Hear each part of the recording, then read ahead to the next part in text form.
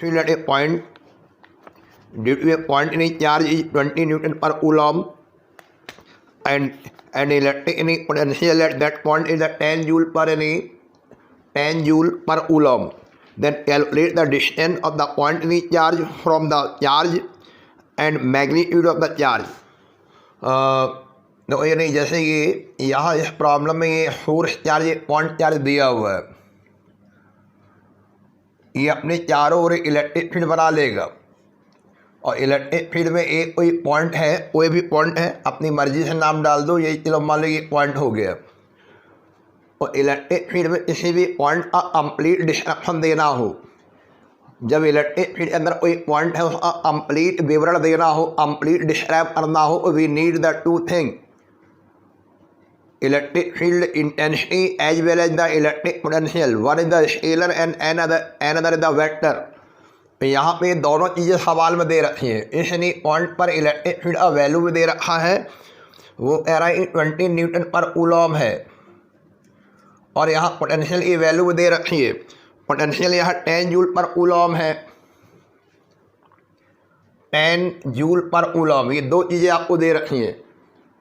एक ही पॉइंट पर दोनों चीज़ें दिया हुआ है और ये कह रहा है, और फिर ऐसा करिए तो ये डिस्टेंस नहीं आर बता दीजिए, आर क्वेश्चन मार्क डिस्टेंस नहीं, ये जो पॉइंट है यहाँ से ये जो चार्ज है, इस चार्ज को क्या नाम दिया जाए, फोर्स चार्ज। और फोर्स चार्ज जो भी दिया है उसका नहीं ये पॉइंट से ये डिस्टेंस निकालना है और इस चार्ज का खुद आप पर्सनल मैग्नीट्यूड भी फाइंड आउट करना है। ये फिगर बना लीजिए, फिगर में ये सब दिखा दो तो पता होना चाहिए इस सेंस से नहीं। और ये चार्ज जो फोर्स चार्ज है इसका नेचर कैसा है, it is a point charge. लिखेंगे सेंस नहीं, ई बराबर फॉर्मूले आपको याद होने चाहिए 1/4πε0 स्मॉल क्यू अपॉन आर पर ये तो इलेक्ट्रिक फील्ड हो गया, एंड यानी वी बराबर 1/4πε0 क्यू अपॉन आर, ये इलेक्ट्रिक पोटेंशियल हो गया इस ऑब्जर्वेशन पॉइंट पर आर डिस्टेंस पर।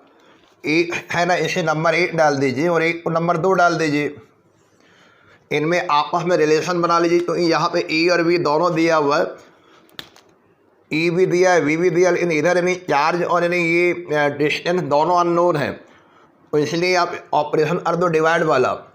ऑन डिवाइडिंग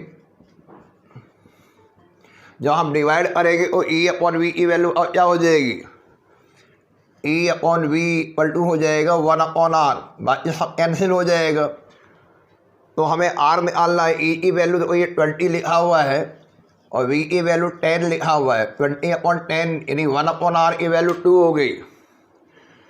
1/r की वैल्यू बेटा यानी 2 हो गई, और फिर r की वैल्यू क्या हो जाएगी 1/2 यानी 0.5 मीटर SI में।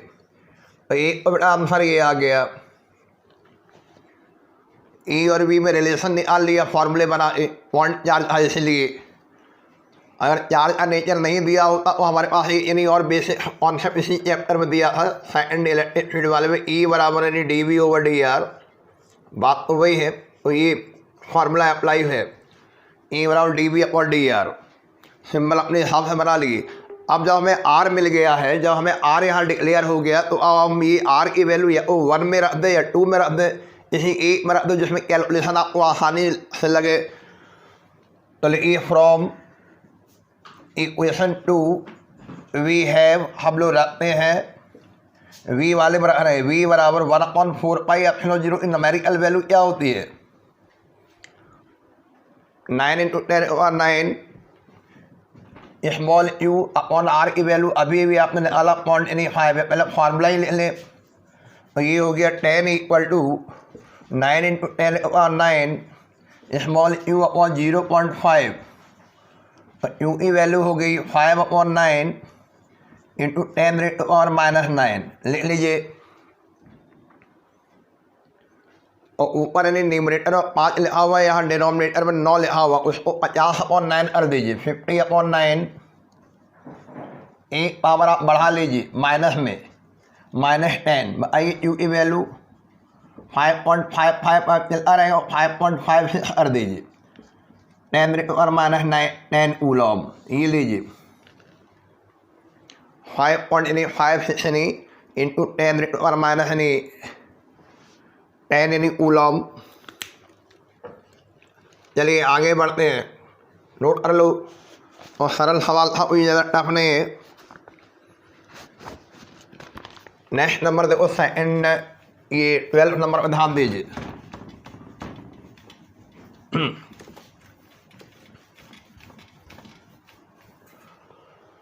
ए स्क्वायर हमें दिया है और अपनी साइड यानी स्मॉल ई है, ये चार्ज स्मॉल यू एट यानी ईच अपनी कॉर्नर।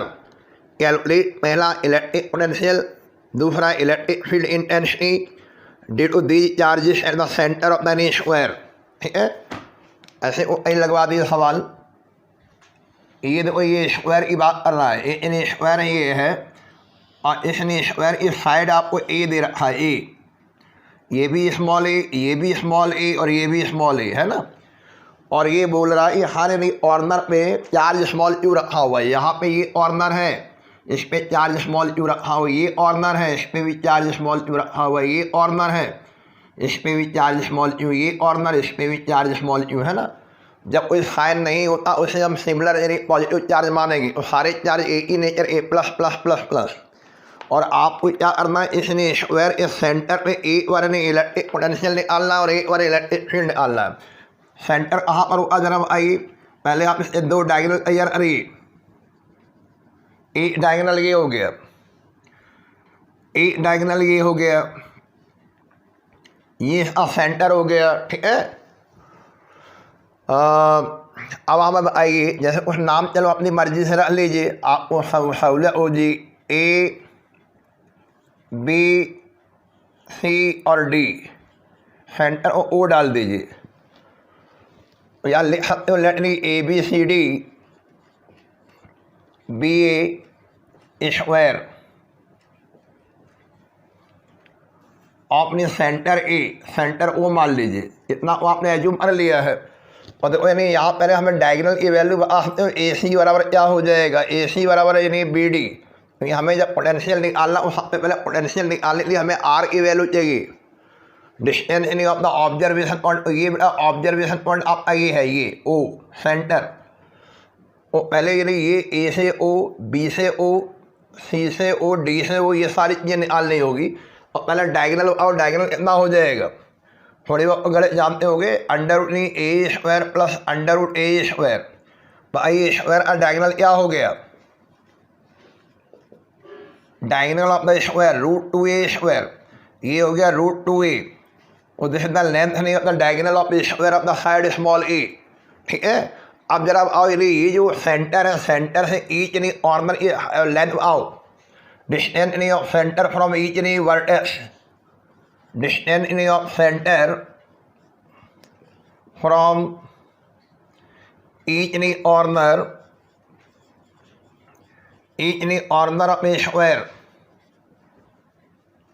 ये लीजिए, और ये हो गया ए ओ बराबर बी ओ बराबर सी ओ बराबर डी ओ। सारी डिस्टेंस यानी हर कॉर्नर है इक्वल है। जो डायगोनल की लेंथ निकाली गई उसकी हाफ हो गई, हाफ नहीं अपनी length of diagonal, length of diagonal कितना निकला स्क्वायर अप, बोलिए 1/2 इंटू √2a। हमने सब क्लियर कर दिया, कोई शॉर्टकट नहीं छोड़ा। और ये हो गया a और √2। ठीक है, इस तरह आपने ये निकाल लिया। और जब इलेक्ट्रिक पोटेंशियल की ज़रूरत पड़ेगी तो हमें डिस्टेंस की ज़रूरत पड़ेगी, distance of the observation point from the charges. और चार्जेस को कॉर्नर पर रखे गए और यहाँ पे हमें पोटेंशियल निकालना है। और टोटल कितने चार्ज है बताइए, एक है या दो है या तीन है या चार है, चार कॉर्नर में चार चार्जेस है। ये सिमेट्रिकल फॉर्म में बना हुआ है, मतलब चार्ज का वैल्यू सबको सेम नज़र आ रहा है और ये डिस्टेंस भी सेम है। और कौन सा फार्मूला इस्तेमाल करें, यूजिंग द फार्मूला आइए v बराबर 9 into 10⁻9 small u upon r। ये वाला फार्मूला इस्तेमाल करिए। लिखिए यूजिंग द फार्मूला v बराबर 9 into 10⁻9 u upon r। r की वैल्यू आइए यहाँ कितना बनेगी, हर यानी चार्ज के लिए आर की वैल्यू कितनी होगी, A/√2, ये आर है। हाँ हाँ, टोटल कितने चार्ज है हमारे पास,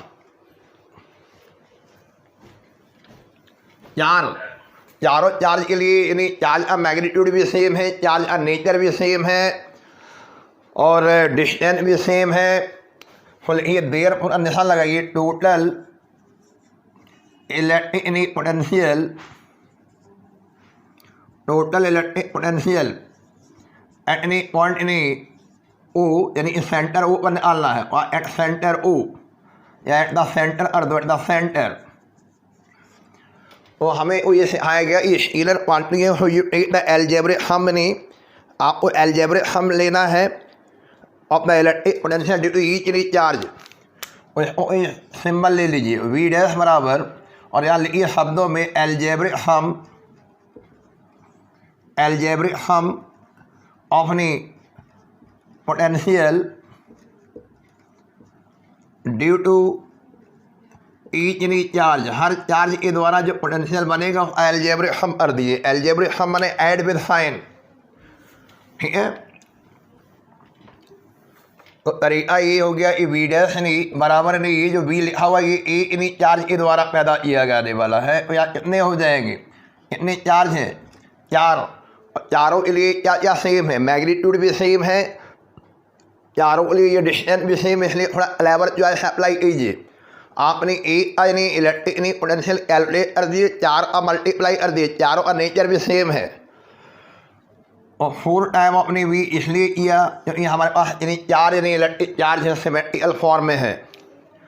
और वी डैश यानी बराबर 4 यानी इंटू ए यानी चार्ज के द्वारा इलेक्ट्रिक फील्ड का फार्मूला बोलिए U अपॉन यानी आर। तो यहाँ पे आर की बस वैल्यू आप हमें समझा दो। इस प्रॉब्लम में आर कितना था, A/√2।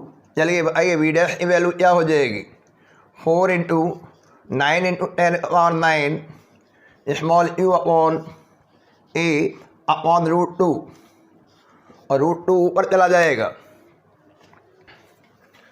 तो क्या जवाब आ जाएगा, वी डैश यानी इक्वल टू हो जाएगा 36 को पहले से तैयार किया, 36 यानी √2, ठीक है।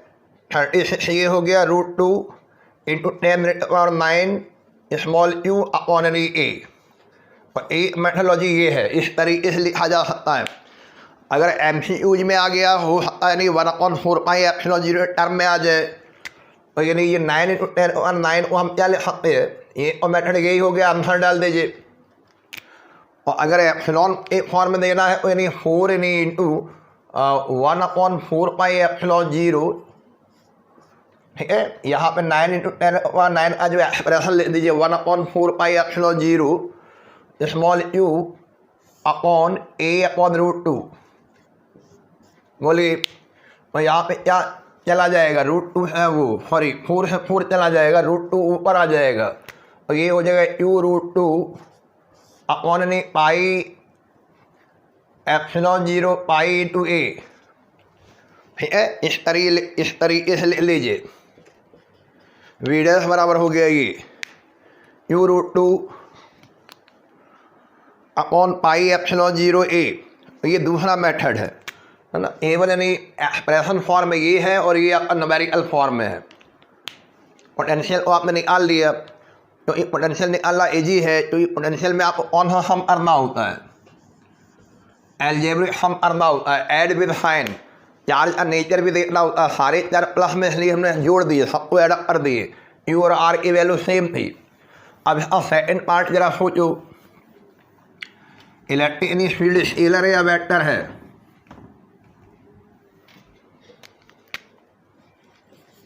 आपने जब इलेक्ट्रिक फील्ड निकालोगे, जैसे यानी यहाँ पर इलेक्ट्रिक फील्ड निकालना है ड्यू टू चार्ज ए, तो ये प्लस प्लस में रिपल्सन होगा, तो ये इधर जाएगा, इसको हमने ई बोल दिया, ई मैग्नीट्यूड ये हो गया। ये इस तरह और बी वाला, इस पर जहाँ पे भी इलेक्ट्रिक फील्ड की इंटेंसिटी निकाली जाती है उस पर वहाँ पर इन्हीं पॉजिटिव टेक्सचर रखा हुआ मान लीजिए, और फिर उसका डायरेक्शन तय कर लेंगे।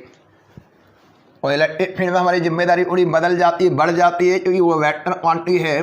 तो अगर टेक्सचर पॉजिटिव है और ई और एफ की डायरेक्शन सेम होती है, और देखो यानी ये प्लस में चार्ज है, ये वाला चार्ज प्लस में, यहाँ मान लो मन या देखो यहाँ पॉजिटिव टेक्सचर रखा हुआ, प्लस और प्लस में रिपल्स हो, ये हो गया, चाहो ये वेक्टर फॉर्म में ले लो ये। और इसी तरह देखो बी वाला ये इधर ले जाएगा, ये हो गया ई बी, डायरेक्शन देखना ज़रा। और इसके अलावा ये सी वाला ये इधर जाएगा,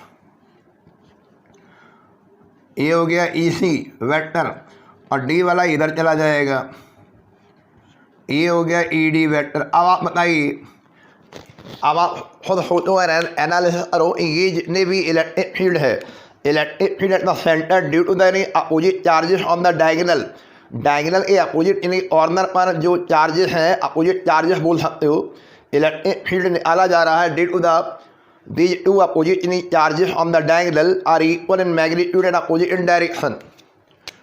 तो ये वजह क्या है, आप देखो यानी फार्मूला ये होगा मैग्नीट्यूड वाला 1/4πε0q/r²। तो यहाँ पे ये देखो ये q ये और ये r, ये दोनों चीज़ें चारों इलेक्ट्रिक चार्ज के लिए सेम है। r माना distance of the observation point from the source charge, और r की वैल्यू सेम है, चार्ज की वैल्यू सेम है, और मैग्नीट्यूड तो सेम रहा।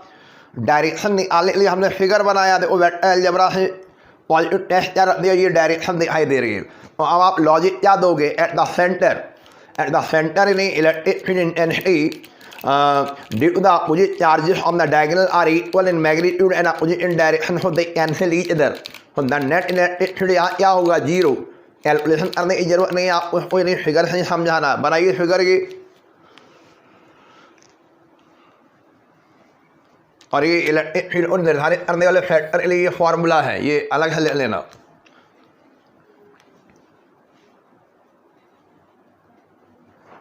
हो गया।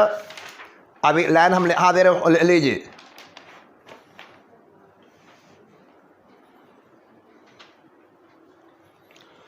ये electric field intensity, electric field की जो इंटेंसिटी हमें मिली, electric field intensity due to opposite charges on the diagonal of a square. तो इलेक्ट्रिक फील्ड इंटेंसिटी आप निकाल रहे हो at the centre of a square. Electric field intensity at the centre of a square due to the opposite charges on the diagonal. बस पर्याप्त है, diagonal और the diagonals are equal in magnitude, magnitude में equal होंगे, and opposite in direction, and opposite in direction, और direction में बताइए opposite होंगे। तो अब आइए, जब मैग्नीट्यूड में इक्वल है, डायरेक्शन में अपोजिट है, जितने भी इलेक्ट्रिक फील्ड चार्ज के द्वारा पैदा होंगे और नेट में कितना हो जाएगा, बोलिए। आइए, नेट इलेक्ट्रिक फील्ड हो, नेट नहीं इलेक्ट्रिक फील्ड, नेट नहीं electric field at the centre, centre में नेट नहीं इलेक्ट्रिक फील्ड, नेट नहीं electric field at the centre है जीरो। नेट नहीं इलेक्ट्रिक फील्ड बने, electric field intensity at the centre है जीरो। और इसे कैलकुलेशन की जरूरत नहीं, हम इतने चालाक और अपडेट हो गए हैं कि हमने डाटा देख के समझ लिया चार्ज सब इक्वल है, नेचर सेम है, और डिस्टेंस ये जो है ऑब्जर्वेशन पॉइंट सेंटर है, यहाँ से जितने भी चार्ज हैं सब चार्ज की इक्वल डिस्टेंस है, वो आर इक्वल है, चार्ज की नेचर इक्वल है, यू आर इक्वल होने से मैग्नीट्यूड इक्वल हो जाएगा। और डायरेक्शन हमने फिगर में देख के बना ली, पॉजिटिव चार्ज रख के वहाँ डायरेक्शन तय कर ली, और डायरेक्शन हमारी क्या निकल के आ रही है, जो अपोजिट कॉर्नर में चार्ज है उनके द्वारा डायरेक्शन अपोजिट हो रही है। तो ये वाला ई सी जो है ई को कैंसिल कर देगा, और ई डी जो है ई बी को कैंसिल कर देगा। इनके द्वारा जो ई वन बनेगा वो कैंसिल आउट होगा, ये ई टू होगा, ये कैंसिल आउट होगा, टोटल जीरो आ जाएगा।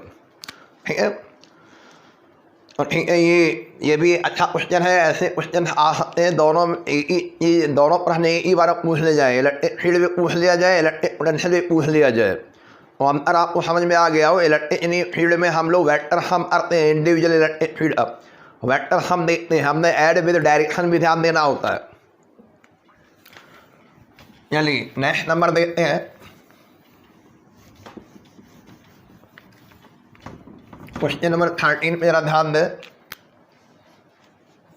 13 if any one of the two electrons of the H2 molecule is removed, जो H2 मॉलिक्यूल है, हाइड्रोजन अब मॉलिक्यूल है, उसमें एक इलेक्ट्रॉन उसने रिमूव कर दिया, एक इलेक्ट्रॉन हटा दिया, we get a hydrogen ion H2 plus. जैसे H2 है, H और H है ना, यानी 1H1 1H1, और इसमें से एक यानी ये पूरा मॉलिक्यूल है, उसमें कुल मिलाए कितने इलेक्ट्रॉन है? दो इलेक्ट्रॉन है। कितने प्रोटॉन है भाई? 2 प्रोटॉन है, 2 इलेक्ट्रॉन है। अभी कह रहा है कि 2 प्रोटॉन 2 इलेक्ट्रॉन जो H2 मॉलिक्यूल है ना, ये 1H1 और 1H1 से बना होगा, 2 हाइड्रोजन एटम से तैयार कर दिया H2 मॉलिक्यूल, उसमें एक इलेक्ट्रॉन निकाल दिया। अब एक इलेक्ट्रॉन निकाल दिया और ये आयन तैयार हो गया। ठीक है, कितने इलेक्ट्रॉन निकालें? एक इलेक्ट्रॉन। अब आइए नंबर ऑफ इलेक्ट्रॉन कितने रह गए इसमें? बोलिए। एक। नंबर ऑफ प्रोटॉन अभी भी क्या है? 2। और ये एक यानी इलेक्ट्रॉन और 2 प्रोटॉन का सिस्टम बन गया है ना, ये हाइड्रोजन आयन। अब सुनिए जरा आगे। तो ये an one of the two यानी electron of H2 molecule is removed, एक इलेक्ट्रॉन रिमूव कर दिया गया, और वी गेट द यानी हाइड्रोजन यानी ion H2 plus in the ground state of an H2 plus. जब ग्राउंड स्टेट में, ग्राउंड स्टेट क्या होता है जरा बताओ हमें, ग्राउंड स्टेट क्या मतलब रहा?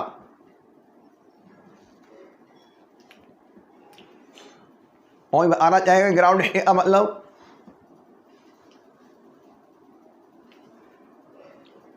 कोई नहीं बताना चाहेगा। ग्राउंड स्टेट का मतलब उसने आयन के पास मिनिमम पोटेंशियल एनर्जी हो।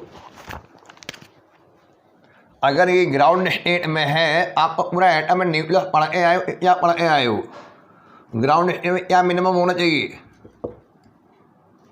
बोलिए। जब हम ग्राउंड स्टेट में हम कहाँ पर हैं, उस समय एनर्जी क्या रही होगी? Minimum potential energy. और ये पूरे यानी जो सिस्टम है, इलेक्ट्रॉन प्रोटॉन, इनकी एनर्जी मिनिमम रही होगी। और वही कह रहा है जब ग्राउंड स्टेट में H2 एंड 2 यानी प्रोटॉन यानी आर सेपरेटेड बाय द रफली 1.5 यानी एंगस्ट्रॉम एंड इलेक्ट्रॉन इज रफली 1.1 एंगस्ट्रॉम फ्रॉम ईच यानी प्रोटॉन और determine the potential energy of the system. ये एनर्जी ये जो सेपरेशन है, ये क्या रहा होगा? ये मैक्सिमम सेपरेशन रहा होगा, तो एनर्जी मिनिमम रही बनी होगी। अब देखो जरा ध्यान दें, हम इसका सिस्टम बना दे रहे हैं। ये लीजिए, ये लीजिए, ये लीजिए। और ये कह रहा है इसमें 2 प्रोटॉन है, प्रोटॉन पे चार्ज यानी प्लस ई होता है, ये हो गया प्लस ई, एक हो गया प्लस ई। ठीक है, और एक ये लो इलेक्ट्रॉन में चार्ज माइनस ई। कोई भी नंबर डाल दो, 1 2 और 3 पार्टिकल सिस्टम में 2 प्रोटॉन है और 1 इलेक्ट्रॉन है। तो ये 2 प्रोटॉन के बीच की रफली डिस्टेंस कितना बोल रहा? बोलिए। ये वाली डिस्टेंस में आइए, ये वाली 2 प्रोटॉन के बीच का डिस्टेंस कितना दिया है हमने? रफली 1.5 एंगस्ट्रॉम। ये 1.5 यानी एंगस्ट्रॉम हो गया है ना। ये इसको चाहो R12 ले लें अभी ऐसे। और ये वाला यानी रफली बोल रहा है 1 एंगस्ट्रॉम। हो गया सवाल। और अभी सवाल यानी पहले जैसा हो गया देखो। और ये 3 यानी इलेक्ट्रिक चार्ज सिस्टम है ट्रायंगुलर फॉर्म में, और आपको यानी इसकी पोटेंशियल एनर्जी निकालने के लिए बोल रहा है। फिगर बनाइए।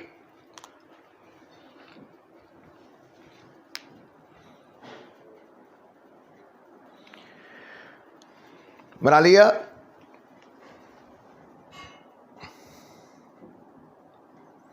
और आप कह रहा है कि आप हमें बताइए, आप डिटरमाइन द पोटेंशियल एनर्जी यानी of the system.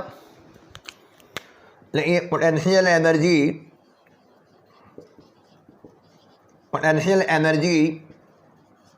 Of the system की पोटेंशियल एनर्जी क्या करोगे, 3 यानी चार्जेस है, आपने क्या करेंगे, आपने यानी 2 जोड़े बनाए। जैसे हमने 1 2 3 इसलिए डाल दिया आपको समझ में आ जाए, U1 2 पहले दूसरे का जोड़ा बन जाएगा प्लस U2 3 दूसरे तीसरे का जोड़ा बन जाएगा प्लस यानी U3 1। पोटेंशियल एनर्जी भी स्केलर है और हमें अलजेब्रिक सम करना होगा। हो गया। अब आपने इसके फार्मूले तैयार कर लीजिए। U इक्वल टू देखो यानी U1 पहले फार्मूला पहले तैयार करो, 4πε0 1 वाला चार्ज E प्लस में है, दूसरा वाला चार्ज भी प्लस में E है, प्लस प्लस दोनों हो गए, और ये हो गया E² अपॉन डिस्टेंस। आप आ दो डिस्टेंस पहले और दूसरे के बीच की डिस्टेंस हमें क्या नजर आ रही है, 1.5 × 10⁻⁻⁻, ये एग्रेस्टो में ले लिया, ये वैल्यू प्लस में आ गई, दोनों प्लस में थे। दूसरे तीसरे को जरा देख और एक नहीं चार्ज प्लस में और एक चार्ज माइनस में। आपको पोटेंशियल एनर्जी का फार्मूला याद होना चाहिए, 1/4πε0 U1 U2 अपॉन R। ये फार्मूला इन नोट करो रखते हो, और इसमें स्केलर है और फिर ये चार्ज साइन भी इसमें इंक्लूड होगा, ठीक है। तब आइए दूसरे और तीसरे चार्ज में एक माइनस और एक प्लस, और ये रिजल्ट माइनस में बना के दे देगा, -1/4πε0 E² अपॉन R की वैल्यू क्या है जरा देखो, दूसरे तीसरे वाले चार्ज के बीच में R की वैल्यू, ये वाला R, separation between the two electric charges बोलिए 1 × 10⁻⁻, ये हो गया।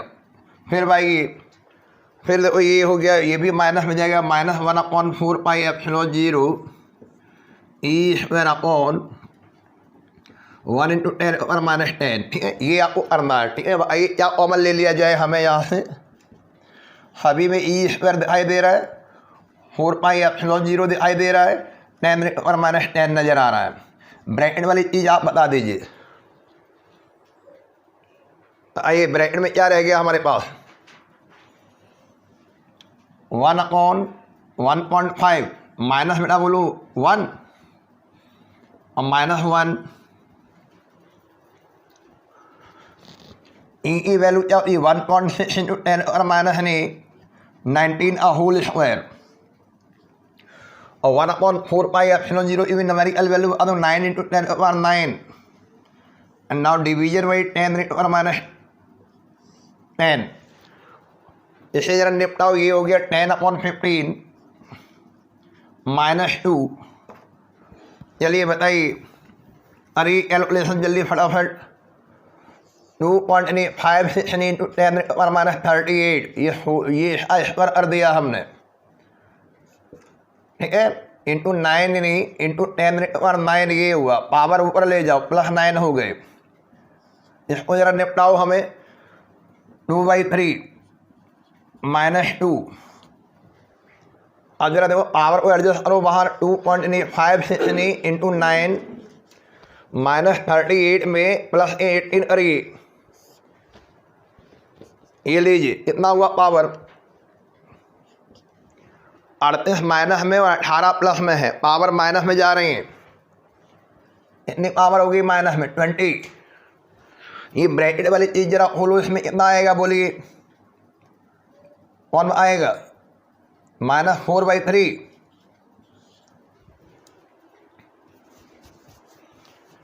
तीन से ये आठ दो, 3 से ये आठ दीजिए, 3 से 3 बार चला गया।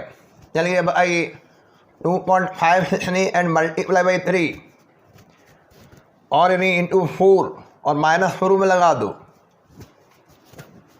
पावर एक बार फिर बताओ हमें, आप आइए 38 ये लिखा हुआ है, 18 ये लिखा हुआ है, और आइए ये वाला ये उठाए ऊपर ले जाओगे ना, ये +10 हो जाएगा, ठीक है, -19, ठीक है, ये लीजिए। चलिए अब बताओ इतने जूल आ रहा है, निकालिए अभी निकालिए, इतने जूल आ गई, यानी H2 यानी जो पॉजिटिव आयन बना है ग्राउंड स्टेट में कितनी एनर्जी रखता है वो,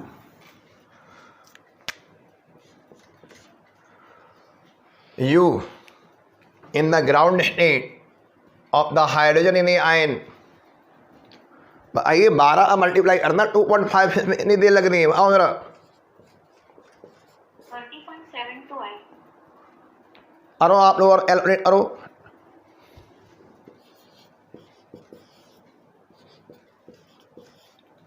30.72 ठीक है। पावर बोलो, पावर क्या है? -19 जूल। हाँ, लेकिन ये प्रॉब्लम जो उठा लिया गया ये कोई नहीं एटॉमिक एंड न्यूक्लियर फिजिक्स से रिलेटेड हो गया।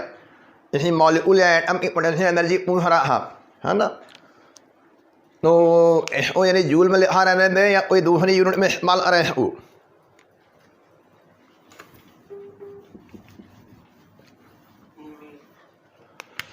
-30.72 डिवीजन बाई 1.10⁻⁻19 और इसको आप डिवाइड कर दीजिए इसको, तो ये आपका रिजल्ट इसमें दे देगा, इलेक्ट्रॉन वोल्ट में दे देगा। तो ऐसे सवालों का जवाब तो इलेक्ट्रॉन वोल्ट में निकालना चाहिए। ठीक है, अब ये हम लोग निकाल के हमें बता देना। ठीक है, इतने इलेक्ट्रॉन वोल्ट आएगी, खाली अंक छोड़ दिया। तो ये हमारी पहली कैलकुलेशन आज की हो गई। लीजिए आगे बढ़िए। Next number,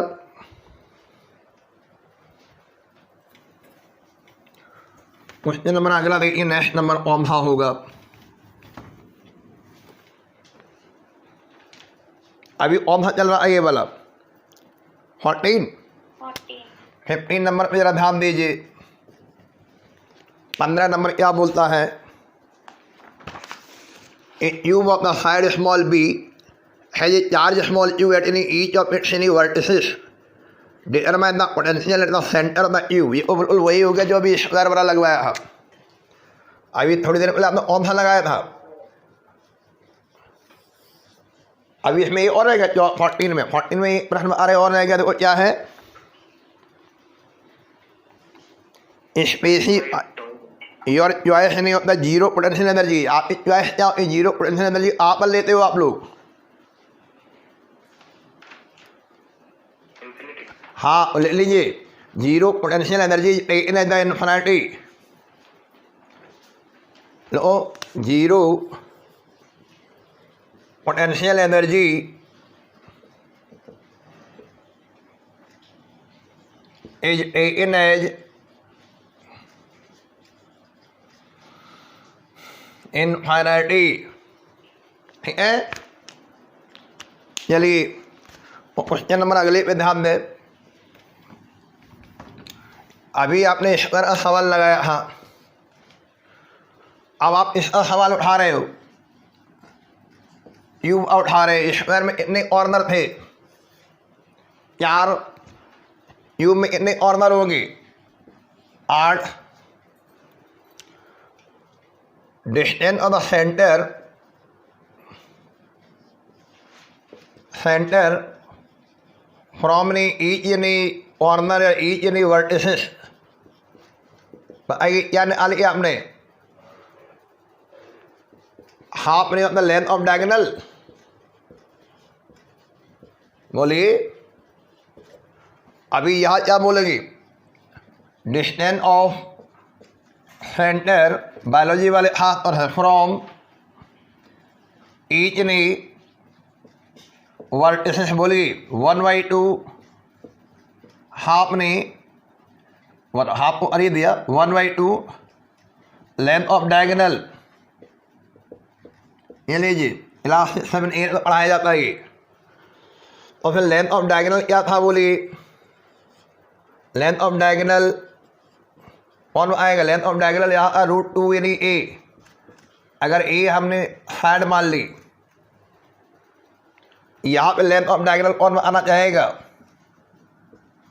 length of diagonal बोलिए 3D अपने कमरे का कॉर्नर जहाँ बैठे उस कमरे को या क्यों मान लीजिए। ठीक है,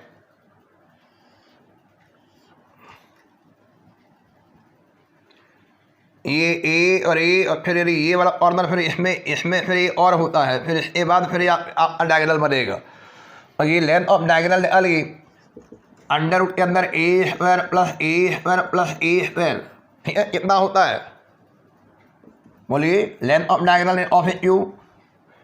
अगर क्यूब का साइज यानी ईच यानी साइड का साइज यानी आपका जो है ए मान लिया जाए। अब बताइए तो ये रफली फिगर रफली चीज़ें नोट कर लीजिए। ज्योमेट्री है क्लास 6 और 7 और 8 में पढ़ाई जाती है। तो अगर स्क्वायर वाले में 4 का मल्टीप्लाई किया ए पोटेंशियल इलेक्ट्रिक फील्ड निकाल दिया, उसमें हम 8 का मल्टीप्लाई कर देंगे, हो गया सवाल। तो इस सिमेट्री में अगर चारों यानी 8 कॉर्नर में चार्ज ए ही रख दिया गया, डिस्टेंस यानी सेम होगा, तो फिर 8 का मल्टीप्लाई कर देंगे ए का निकाल ए। ठीक है, बोलिए चाहो क्यूब बना लो। क्यूब अभी नहीं बनाना यानी 2D प्लेटफॉर्म थोड़ा सा वो होता है, लेकिन फिर भी आप चाहो बना लीजिए। ये लीजिए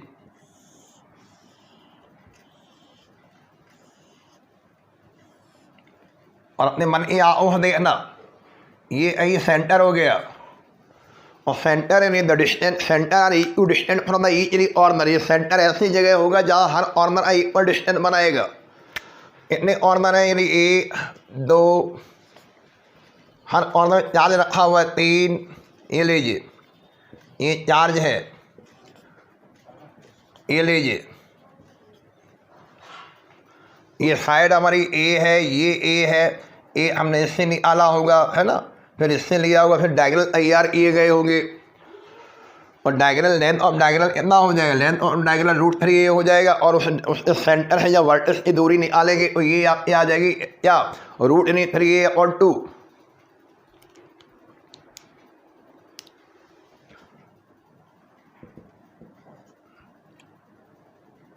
तो ये दूरी, ये डिस्टेंस, ये डिस्टेंस, ये डिस्टेंस, सारी डिस्टेंस यानी जो होंगे वो आपकी क्या होंगी, इक्वल होंगी। आप उसमें 2 3 दिखा दो और ये सारी डिस्टेंस यानी हमारी इक्वल बनेगी।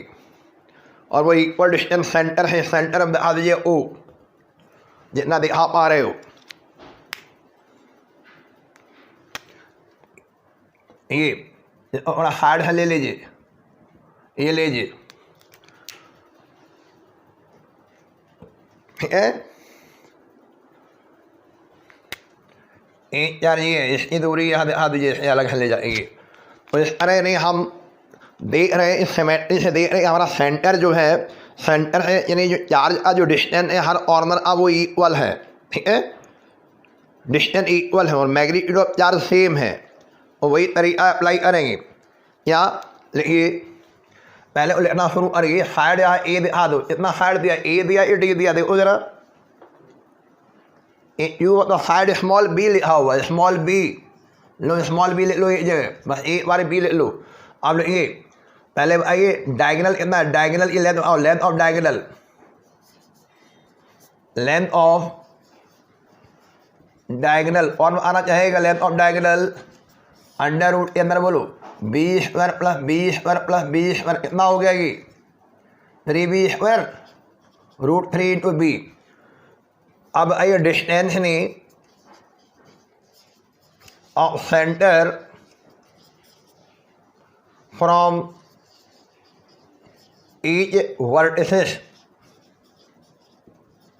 Of a cube, distance of the centre नहीं from the each vertices of the cube, symbol small r मान लीजिए, 1/2 into length of diagonal, length of diagonal और 1/2 कर दो हाफ्ड। और क्यूब में डिस्टेंस कितनी आ जाएगी, सेंटर है हर यानी चार्ज के बीच की दूरी, स्मॉल r की वैल्यू बोलो √3/2 इंटू स्मॉल b, हो गया। बस अब आपको ये आना है यानी इसमें कुल कितने वर्टिसेस हैं और हर वर्टिस पे जब चार्ज रख दिया जाए टोटल सिस्टम में कितने चार्ज हो गए,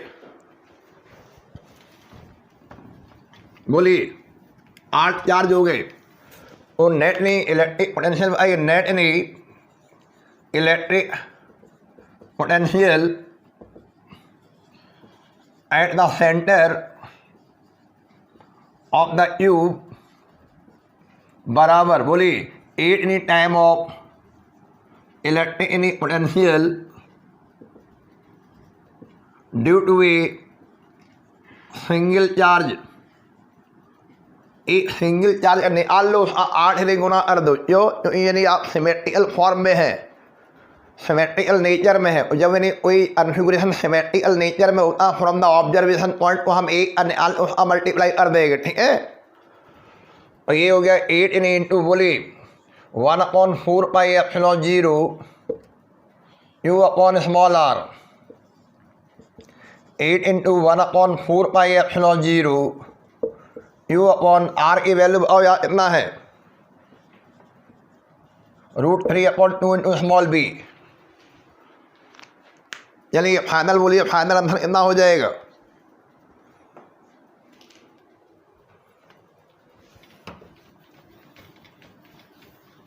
जितना दिखाई दे रहा उतना बोलिए फाइनल आंसर। ये 2 आ चला जाएगा न्यूमरेटर में, बोलिए।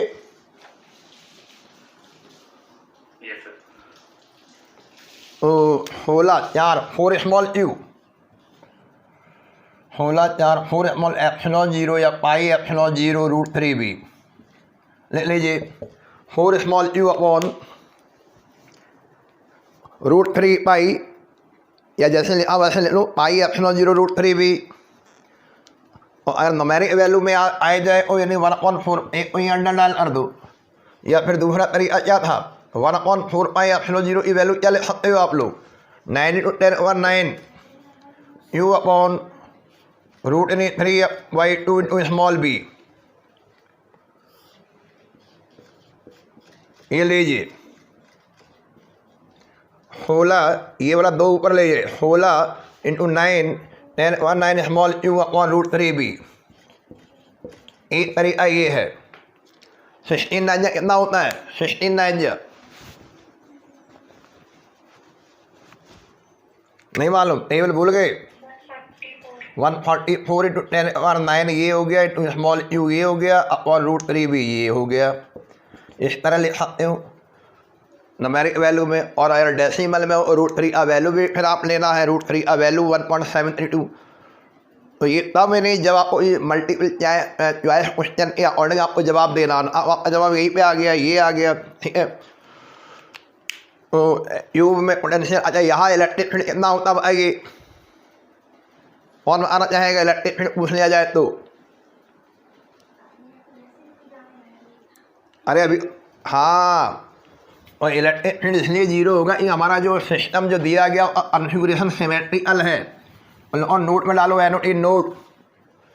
नोट डालिए, वही तरीका होगा डायगनली जो अपोजिट कॉर्नर वाले चार्जेस के द्वारा इलेक्ट्रिक फील्ड जब बन रहे होंगे वही चार equal in magnitude and opposite in direction, जो अभी स्क्वायर वाले में आया वही बाहर ले लेना, ठीक है। या फिर दूसरा तरीका लिखा दे, नोट लिखिए, नोट में लिखिए from symmetry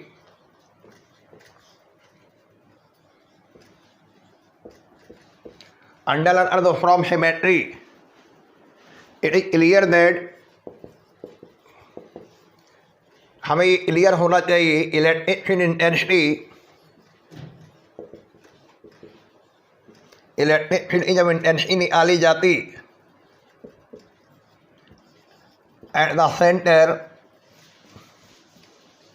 of A tube is 0, और 0 आती, ठीक है। चलिए अगला देखिए, नेक्स्ट नंबर, क्वेश्चन नंबर बेटा अगला नेक्स्ट क्वेश्चन देखिए।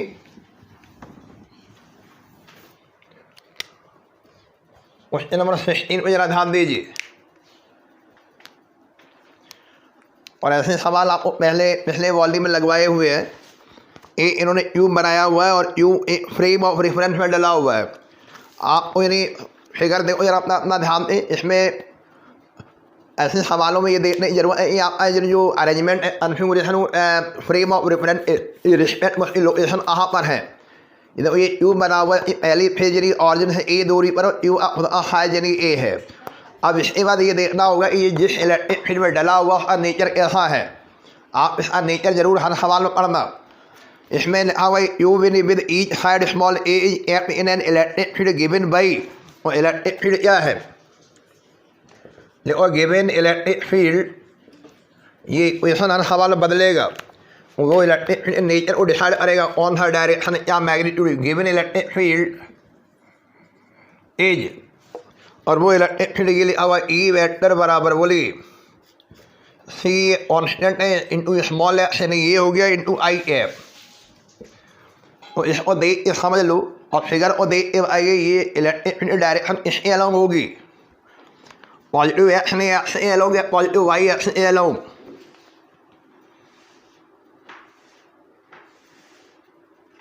अरे ये आई एफ लगा हुआ है, आई एफ क्या आ रहा है ये इलेक्ट्रिक, हाँ पॉजिटिव एक्स ने एक्स ए अलोंग हो गया। इसमें लिखा भी है सी पॉजिटिव डायमेंशनल कांस्टेंट, इसकी वैल्यू नहीं दे रहा, सी कांस्टेंट है बस ये बोल रहा है। आपको इलेक्ट्रिक फील्ड निकालना है ट्यूब में और नेटली चार्ज निकालना है, ठीक है। तो हर सवाल में ये इक्वेशन चेक कर लिया करो। वही here the magnitude of electric field depends upon the small x. आप यानी एक बार यानी देखो यानी हम फिर दोबारा कोशिश करेंगे फेज बनाने की, ये ट्यूब बनाने की।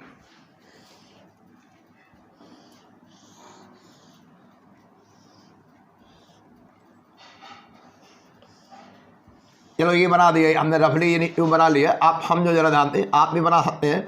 अब आप जब इसमें लाइनें दिखाएंगे ध्यान से समझना, तो हम एक दो लाइनें दिखा दे रही गुजार दे रहे, तो ये लाइन गुजार दी हमने और ये लाइन गुजार दी, दो लाइन से काम चल जाएगा, ठीक है। एक मिडिल से गुजार देना।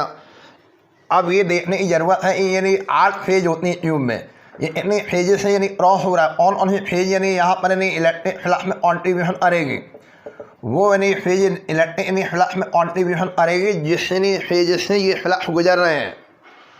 उसने प्रश्न में ये दिया है, हमने यहाँ 1 नंबर ये डाल दिया, 2 नंबर ये डाल दिया, ठीक है। अच्छा अब जरा देखो यानी इलेक्ट्रिक इसका एरिया वेक्टर बनाते हैं, देखो ये इसका एरिया वेक्टर ये आ गया आउटसाइड A1 वेक्टर। आप हमें आइए यहाँ पर एरिया वेक्टर की जो डायरेक्शन है वो इधर जा रही है, इलेक्ट्रिक फील्ड की डायरेक्शन में या इलेक्ट्रिक फील्ड अपोजिट डायरेक्शन में। ये चलो मान लो ये इलेक्ट्रिक फील्ड वेक्टर हो गया E1 वेक्टर, और इस पहले फेज के लिए एरिया वेक्टर की डायरेक्शन और इलेक्ट्रिक फील्ड वेक्टर की डायरेक्शन जस्ट इन्हें अपोजिट हो गई बेटा, ठीक है, ये याद रखना। और इसको जब सॉल्व करेंगे फ्लक्स में वो यानी A1 कॉस यानी 180 हो जाएगा। इधर देखो इधर एरिया वेक्टर इधर जा रहा है, ये हो गया, इसको A2 वेक्टर मान लिया और यही आपका E2 वेक्टर हो गया। और देखो इसमें फ्लक्स यानी A1 वेक्टर, इसमें एंगल यानी θ1 यानी कितना हो गया 180 डिग्री, या ले लो फिगर बना के। इसमें इन दोनों के बीच एंगल θ2 कितना है 0 डिग्री हो गया। इसी भी फ्लक्स को निकालने के लिए हमारे पास क्या क्या पता होना चाहिए। मैं इलेक्ट्रिक फ्लक्स है E vector dot A vector यानी वेक्टर फॉर्म में यानी E A cos θ, हमने तो यानी सारी चीज़ें निकाल ली। हमें मैग्नीट्यूड भी पता हो गया, मैग्नीट्यूड इससे निकाल लेंगे, डायरेक्शन छोड़ दिया तो, या वेक्टर फॉर्म से ही बात बन जाएगी, वेक्टर फॉर्म से भी निकाल सकते हो आप लोग, जैसा चाहो वैसे कर दो। जैसे अभी वेक्टर फॉर्म में ही निकालना, ये वेक्टर फॉर्म आप जरा और एरिया वेक्टर फॉर्म क्या हो जाएगा A1 वेक्टर बोलिए, एरिया वेक्टर इस फेज पहला फेज है ना, इस साइड A है और एरिया वेक्टर हो गया, अब मैग्नीट्यूड हो गया A स्क्वायर बोलिए, मैग्नीट्यूड हो गया मॉडुलस ऑफ A1। डायरेक्शन क्या है इस A1 की डायरेक्शन प्लस एक्स ए जा रहा है या माइनस एक्स अगेन जा रहा है, या टुवर्ड द ऑरिजिन जा रहा है या अभी फ्रॉम द ऑरिजिन जा रहा है। ऑरिजिन कहाँ है, या इस पूरी व्यवस्था के लिए जो फ्रेम बनाया हुआ है, ये फ्रेम ये बनाया हुआ है और ये ऑरिजिन की ओर जा रहा है ना, माइनस IF। और A1 वेक्टर की वैल्यू क्या हो जाएगी बताइए, A1 वेक्टर की वैल्यू हो जाएगी A square minus A square to IF। तो ये भी वेक्टर फॉर्म लिख लिया। E1 की वैल्यू और E1 की वैल्यू आने लिया और X की वैल्यू क्या लेनी पड़ेगी, ये वाला पहला वाला फेज ऑरिजिन से X बराबर यानी A दूरी पर है, तो ये पहले समझ लो और फिर दूसरे फेज को स्टडी करेंगे। E2 की वैल्यू X की वैल्यू 2A हो जाएगी। ये उठा के अगर हम वही रख दें ऑरिजिन में वो वैल्यू बदल जाती, तो यही सवाल पे यार यही सवाल होता और इसमें हम फिर इसको ऐसे ही बना लेते ये, तो ये प्रश्न बदल जाता और यहाँ X की वैल्यू 0 हो जाती। तो आपको हर सवाल में देखना पड़ेगा ये इक्वेशन क्या दे रखी है और यानी फ्रेम ऑफ रेफरेंस और पोजीशन कहाँ पर है, इतने यानी फेजेस से फ्लक्स क्रॉस हो रहा है। तो यहाँ पे फील्ड की डायरेक्शन IF डायरेक्शन में X डायरेक्शन में है, इसलिए केवल 2 फेज है जिनसे फ्लक्स क्रॉस होगा, बाकी फेज से फ्लक्स क्रॉस नहीं होगा। उसकी चर्चा भी नहीं करेगी। रिमेनिंग यानी zero, give the contribution zero of the flux में कॉन्ट्रीब्यूशन जीरो देगी। तो हम इसको सॉल्व कर रहे, पहले फिगर अच्छा सा बना लूँ, बना लिया हमने, जितना जरूरत उतना बनाया हमने भी, केवल क्यू अब बना लीजिए। अब लिखिए गिवन को लिख लिया शुरू में, गिवन ई वैल्यू ले लो, E vector E value, E vector E value सबसे पहले, और ई वेक्टर ई वैल्यू क्या है, E vector E value C F I F, और इसके अलावा साइड बोलो, साइड ऑफ क्यू कितना दे रखा है, साइड ऑफ क्यू बोलिए, ए बराबर मान लो, ए बराबर बोलिए उस दे रहा नहीं दे रहा, ए दे रखा, बस केवल ए लिखा हुआ। अच्छा, और साइड ऑफ क्यू बराबर ए लिखा हुआ, ए। चलिए लो, electric flux through the face 1 गोले में डाल दो, इसको φ1 मान लो, φ1 बराबर E1 डॉट A1, ये लीजिए, ठीक है। अब हमारी असली परीक्षा तो यहीं पे होने वाली है, या तो वेक्टर फॉर्म से निपटा लो, हमने आपको बताया, या अपनी स्केलर फॉर्म हमने एंगल भी आपको खोल दिए थे।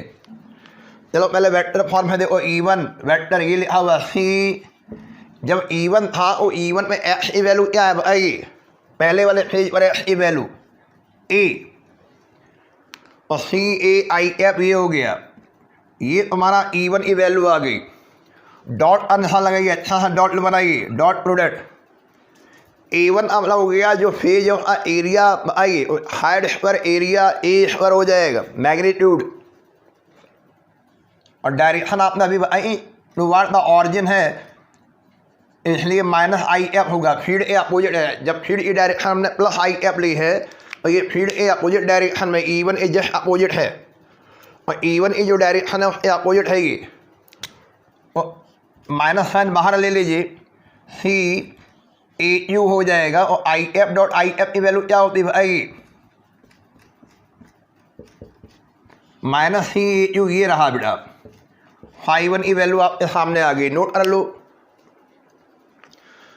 अब ये वाली कैलकुलेशन दूसरे तरीके से भी की जा सकती है, φ1 बराबर नहीं E1 नहीं dot A1 vector E1 A1 और 180, ये तरीका भी था। यहाँ केवल मैग्नीट्यूड से आम चलाते, मैग्नीट्यूड से E1 आ हो जाता सी ए, और A1 हो जाता ए स्क्वायर और स्क्वायर 180 की वैल्यू -1, और रिजल्ट वही आता सी ए यू। ये दूसरा तरीका है मैग्नीट्यूड फॉर्म में, ये भी नोट करो विंडो डाल के।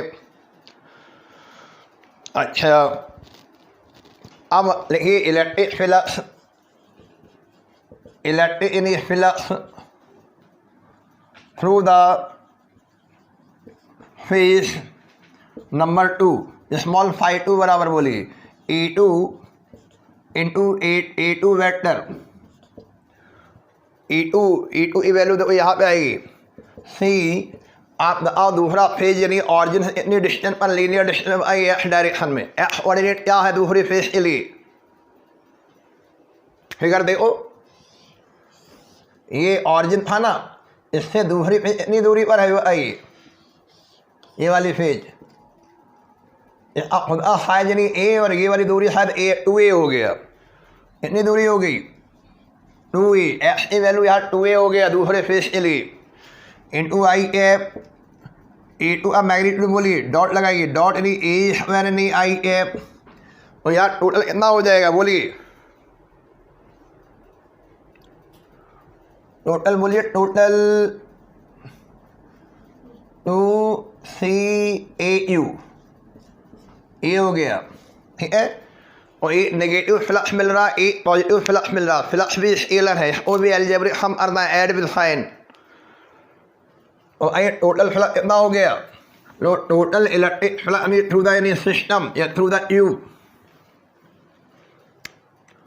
टोटल या नेट जो भी लिखना हो, total electric flux through the total नहीं electric flux through the tube, capital phi equal to phi1 small phi1 plus small phi2 algebraic sum करना है। अगर अब आइए phi1 हमने क्या निकाला माइनस CAU और phi2 क्या आ रहा है बेटा, आइए टोटल फ्लक्स कितना हो जाएगा, what will be the any value of the total flux any passing through the any given any system?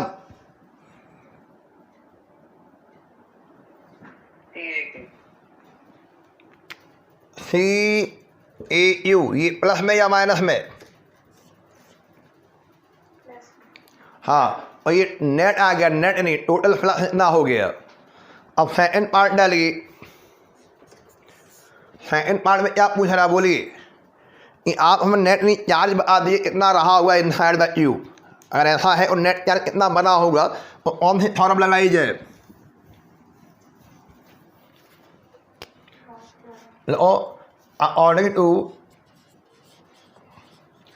According to Gauss's theorem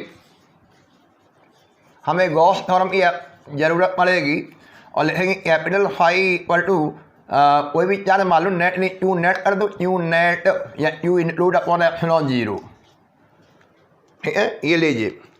और क्यू नेट का फार्मूला बोलिए, क्यू नेट का फार्मूला हो जाएगा epsilon zero into capital phi, यानी q net बराबर हो जाएगा एप्सिलॉन जीरो लिखा रहने दो, epsilon zero into C positive constant है ए क्यू, ये लीजिए इट्स योर आंसर।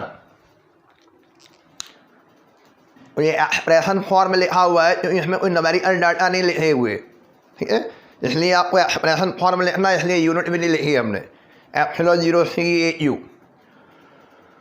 तो इस तरह के सवाल आप सी को समझो, हर सवाल में कन्फिगरेशन बदल सकता है, हर सवाल में इलेक्ट्रिक फील्ड इक्वेशन चेंज कर सकता है, हर सवाल में जो सिस्टम दिया गया उसको अपनी रेफरेंस फ्रेम के रिस्पेक्ट में देखना ये कहाँ पर रखा हुआ है। और ये सवाल आने लगे इसलिए इम्पोर्टेंट डाल दो ये, ऐसे पहले वाले वॉल्यूम में भी हमने एक तो लगवाए, ये प्रैक्टिस हो गई। और एक सवाल आप खुद लगाएंगे, ईमानदारी से लगाएंगे, इसलिए फंडे को लेकर लगाएंगे, और वो है सवाल नंबर 17। थोड़े बहुत सवाल रह जाएंगे और शाम को एक छोटी सी क्लास ले लगे आपकी आज, क्योंकि कल से हमने कूलम्ब लॉ और इलेक्ट्रिक फील्ड शुरू करेंगे, ठीक है। तो आपको सवाल लगाना है आज नहीं, बिल्कुल यही सवाल है रूबरू, देखो वही ट्यूब है, सब कुछ वही है, केवल इक्वेशन हमने यहाँ बदल दी, टू हाई कैप कर दी है, ठीक है। तो आज अरे होमवर्क नहीं पूरे दिन भर में ये लगा के हमें शाम तक दिखा देना, और वो वाला होमवर्क जो पहले कैलकुलेशन वाला वो अटेंडेंस कोड में डाल देना। ये होमवर्क आपको कंप्लीट नहीं, ये रफ पेपर पहले करना, फिर हमें दिखाना, फिर आंसर चेक कर लेंगे और लगाने तरीका देख लेंगे, है ना। तो ये आज लगाइए, अरे ये लगा दिया तो आप अच्छा कर रहे हो। देखो इसमें ऑरिजिन हमने बदल दी, इसमें पेंसिल शेडेड कर देना, पहले और दूसरे पेज में जाएगा आई कैप लिखा हुआ है, पहले जैसे ये लगाया वैसे इसको लगाना, ठीक है। और शाम की क्लास एक छोटी सी ले लेंगे, 18, 19, 20 और एक दो सवाल एडिशनल निकाल लेंगे। तो आधा यानी 45 मिनट की क्लास शाम को ले लेंगे। कल सुबह से हम शुरू करेंगे coulomb law and electric field, last में डिस्कशन होगा ये कूलम्ब लॉ इलेक्ट्रिक फील्ड है ना, 2-4 दिन तक चलाएंगे। उसके बाद फिर आपको जो है रिवीजन शेड्यूल देंगे, और यानी आपके जो लॉन्ग आंसर क्वेश्चन उनको हम जो है हफ्ते में 1-2 दिन लेके लगवा देंगे, ठीक है। 3 या 4 ही है, ज़्यादा नहीं। सीट लगभग डिस्कशन पूरा हो जाएगा 30 अप्रैल तक। तो आज के लिए नहीं, होमवर्क हमने दे दिया। Thank you, have a good day.